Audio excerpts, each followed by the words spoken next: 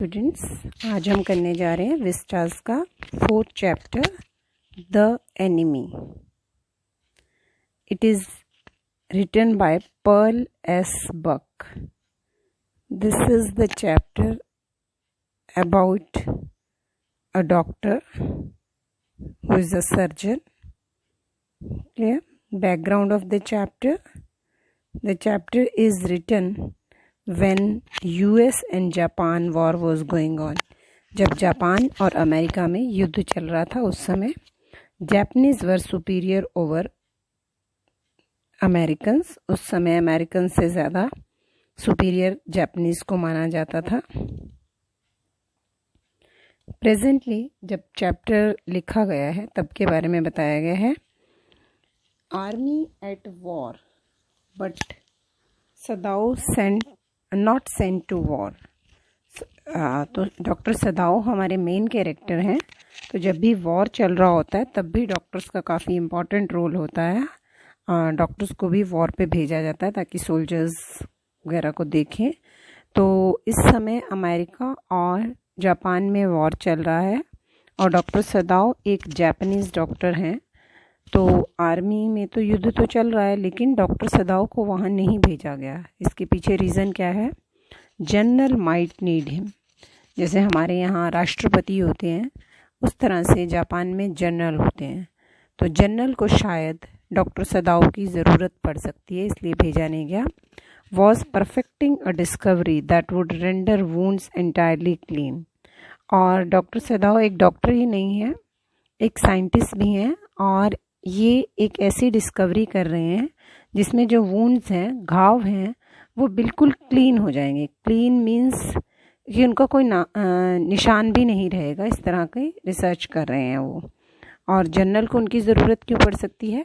General old age है, उसको operation की ज़रूरत पड़ सकती है। तो डॉक्टर सदाओ जापान के एक फेमस सर्जन और साइंटिस्ट हैं। तो जनरल को उनके ऊपर विश्वास भी है, तो इसलिए डॉक्टर सदाओ को वॉर में नहीं भेजा गया। अब हमें चैप्टर स्टार्ट होता है। तो डॉक्टर सदाओ हॉकी इनका कंप्लीट नेम है, उनका चाइल्डहुड बताया गया है। अपने चाइल्डहुड में डॉक्टर सदाओ क्लाइम्ड पाइन ट्रीज के ऊपर चढ़ जाते थे। पाइन ट्री बेटा कोकोनट ट्री की तरह ही बहुत ऊंचे ऊंचे होते हैं। वॉच्ड आइलैंड्स देखने जाते थे। प्लेड अलोंग द कोस्ट और तट पर खेलते रहते थे। समुद्री तट साथ था तो वहाँ खेलते रहते थे। Stone house located upon rocks. इनका घर जो था एक रॉक के ऊपर स्टोन हाउस बना हुआ है। वेल अबव द नैरो बीच, बिल्कुल बीच के बिल्कुल ऊपर, मतलब टाइट बीच सा है, बीच से रास्ता आता है, उसके पास ही एक रॉक है, पहाड़ी सी है छोटी सी, उसके ऊपर बना हुआ है। सदाओ रिफ्लेक्टेड। जब सदाओ एक रात अपनी बालकनी में खड़ा था तो अचानक उसने एक एक समुद्र से किसी व्यक्ति को निकलते हुए देखा, लहरों से लुढ़कता हुआ। और बालकनी से उसको आइडिया नहीं हो रहा था, लेकिन सदाओ को लग रहा था कि शायद ये कोई फिशरमैन है। और वो अपने मुंह के बल वहीं बीच पर आकर गिर जाता है। सदाओ के घर से दूर था लेकिन दूर से दिखाई दे रहा था, तो ये उसको बचाने के लिए जाते हैं और पीछे पीछे उनकी वाइफ हाना भी जाती है।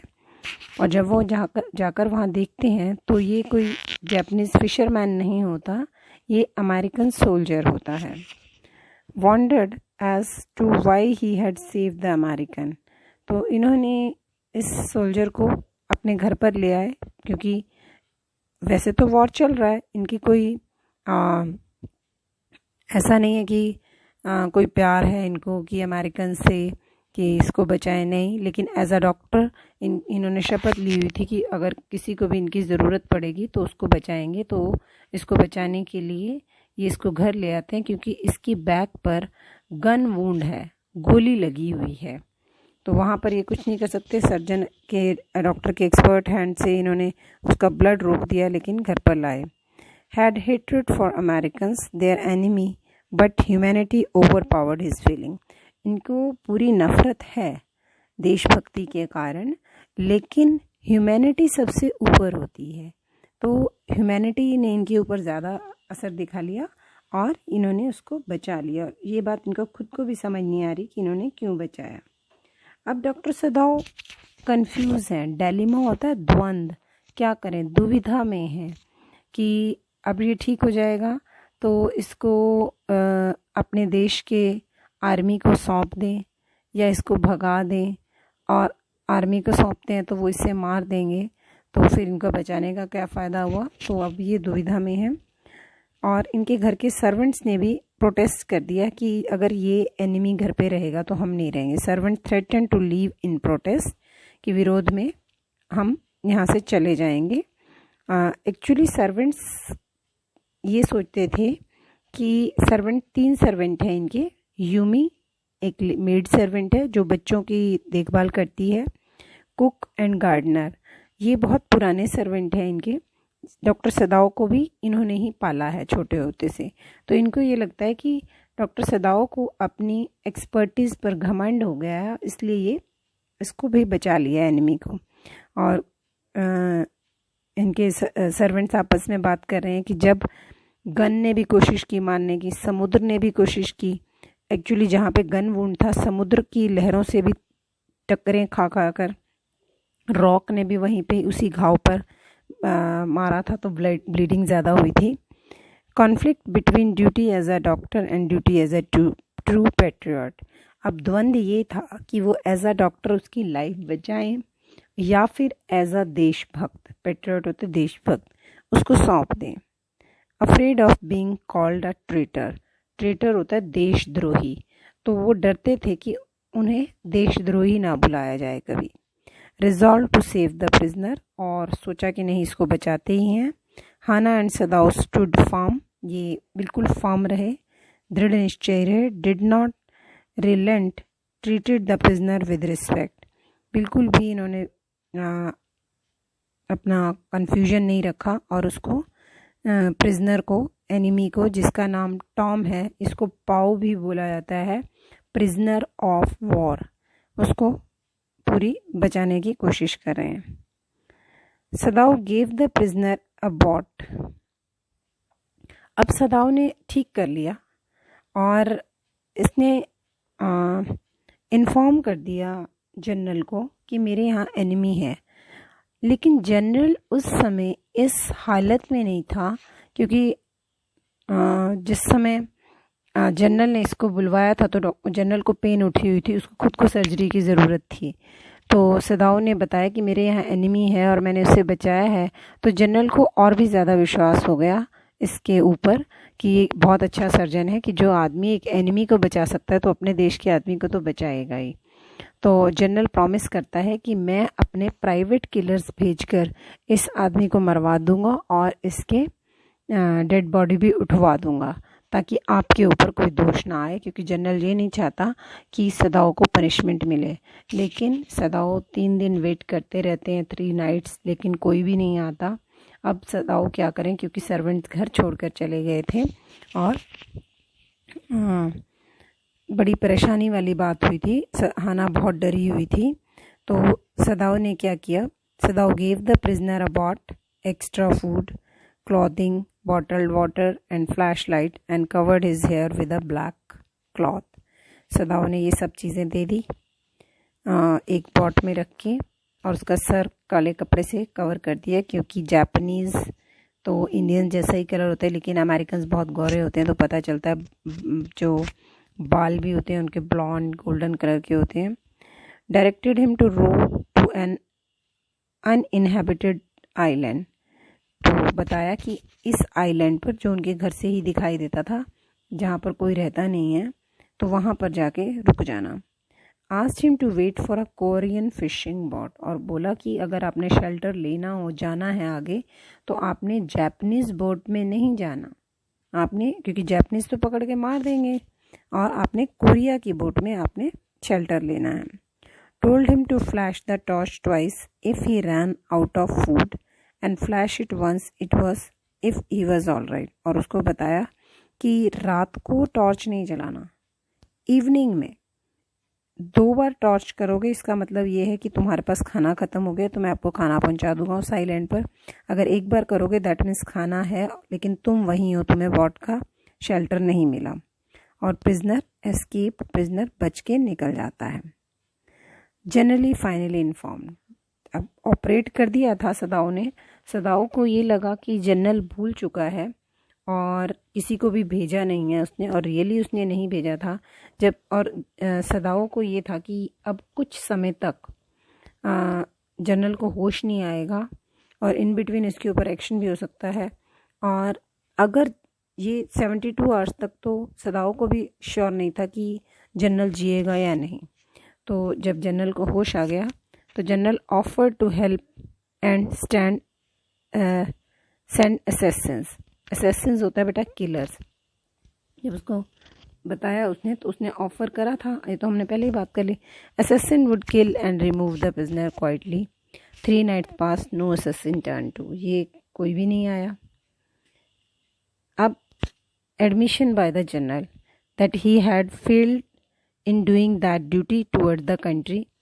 अब सदाओ सेफ था क्योंकि सदाओ ने इन्फॉर्म कर दिया था, लेकिन जनरल ने अपनी ड्यूटी परफॉर्म नहीं की थी।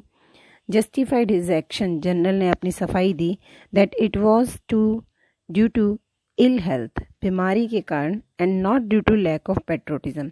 अब जनरल अपनी सफाई दे रहा है कि ऐसा नहीं है कि उसमें देशभक्ति की कमी है, बीमारी के कारण वो ऐसा नहीं कर पाया। इसको हम समराइज ले लेते हैं थोड़े से पॉइंट्स को। Background of the US and Japan war. Doctor Sadao hockey, Japanese of 22 studied surgery from America. तो इन्होंने अमेरिका से स्टडी किया था, डॉक्टर वहाँ से बने हुए थे। और मैरिज हाना, इनकी हाना के साथ शादी हो गई थी। एनकाउंटर्स अ मैन, एक आदमी जो जिसका नाम टॉम है, नियर ओशन, इनके घर के सामने ओशन पे वहाँ पर आ गया। A man of बेयरली 17 having US navy, ये 17 साल का आदमी था और ये US नेवी से भागा हुआ, US नेवी का पकड़ा हुआ आदमी था जो जैपनीज़ ने पकड़ लिया था, और शायद जैपनीज़ के कब्जे से भागने लगा था तो इसके बैक पे गन वुंड आ गया था, गोली लग गई थी। Help him, he is wounded as gun wound reopen. तो जो गोली का घाव था वो समुद्र में छलांग लगाने और लहरों से इधर उधर जाने के कारण पत्थर चुभ गए थे तो वो खुल गया था, ब्लीडिंग आने लग गई थी। अब सदाओ ने उसकी सर्जरी कर दी। सून ही रिकवर्स, ठीक होने लगा। प्लान्स टू किल टॉम, अब जनरल के साथ मिलके प्लान बनाया तो सही कि इसका मार देते हैं। Could not execute his plan, लेकिन सदाओ की खुद की हिम्मत नहीं थी उसको मारने की। टॉम रिकवर्स कम्प्लीटली, टॉम इस बीच में टॉम बिल्कुल ठीक हो गया। Another decides to leave him to a deserted island nearby, और बाद में इन्होंने डिसाइड किया कि पास ही एक डेजर्टेड लोनली आइलैंड है समुद्र में, कि वहाँ भेज देते हैं। Reminds him of all Americans, और लास्ट जब चैप्टर फिनिश होता है तो ये सारे अमेरिकन्स को याद करता है कि कैसे उसके प्रोफेसर पढ़ाते थे, कैसे एक प्रोफेसर अपने घर पे बुलाते थे, और कैसे वो हाना को मिले थे एक प्रोफेसर के घर पे। और फाइनली ये एक इनकी जो सदाओ की मकान मालकिन थी, लैंड लेडी, जिसने घर देने में बहुत दिक्कत की थी क्योंकि फॉरेन स्टूडेंट्स को घर नहीं देते थे, और लास्ट ईयर में नफ़रत से ही, लेकिन उस लेडी ने सदाओ की सेवा की थी कि सदाओ को इन्फ्लुएंज़ा हो गया था। इन्फ्लुएंज़ा डिजीज़ होती है बेटा फीवर, कफ, कोल्ड की, तो उसने तब सेवा की थी, लेकिन नफ़रत के साथ। जैपनीज़ और अमेरिकन्स में हमेशा नफ़रत रहती है, जैसे हमारी नेबरिंग कंट्रीज़ के साथ रहती है। तो इस तरह से चैप्टर फिनिश हो जाता है जब वो सारे अमेरिकन्स को याद करता है। The theme of the chapter is humanism transcends, सबसे बड़ी चीज़ मानवता होती है।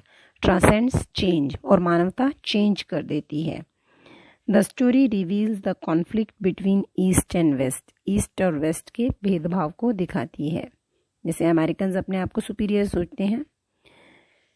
ये बड़ा स्टेटमेंट एक वैसे लिए the natural flights of human are not from pleasure to pleasure but from hope to hope.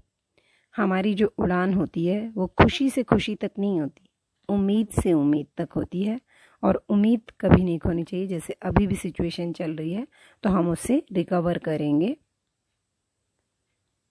Dear students, revise कीजिए, रीड कीजिए चैप्टर बहुत अच्छे से, और कल हम इसे मेन पॉइंट्स डिस्कस करेंगे। Thank you.